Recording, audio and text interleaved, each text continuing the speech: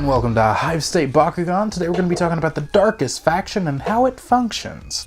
To start, the core ability of the Darkus faction is called Sacrifice. And what Sacrifice does is, whenever you're playing the card, if you discard another one with it, well, you get better effects. For an example, Curse of Darkus is a wonderful card to play if you just lost a battle. For 2 energy, you stop 2 damage that your opponent's giving to you, which alone isn't that great. But if you do the Sacrifice ability and discard a card, you're now stopping 10 damage that's coming your way. And that's great. It gets around Frost, and also early game for 2 energy, stopping 10 damage.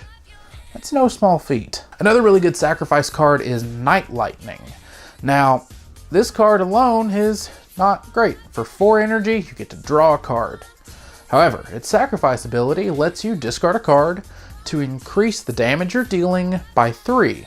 The catch with this one though, you can do this as many times as you want. If your opponent's all tapped out on energy and you ended up winning the battle somehow, well, you can just discard your hand and deal a lot of damage really quick. Now, discarding cards is a pretty costly effect, but Darkus has some ways around this. There's quite a few cards that you can add in your deck that, whenever discarded, is played instead. Shadow Coil is a good example of this. Alone, it's just a 3-cost card that gives you +4 damage.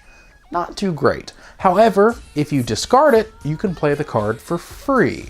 So, if you're activating a Sacrifice ability, it's just 4 extra damage, along with the boosted card effect, because you're sacrificing.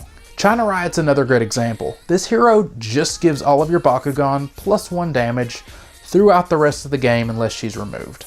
She does cost 4 energy, which is pretty high, but if she's discarded, it's free, so just extra damage. On the theme of discarding cards, Darkus can also discard your opponent's cards, and they're not really getting benefit for it.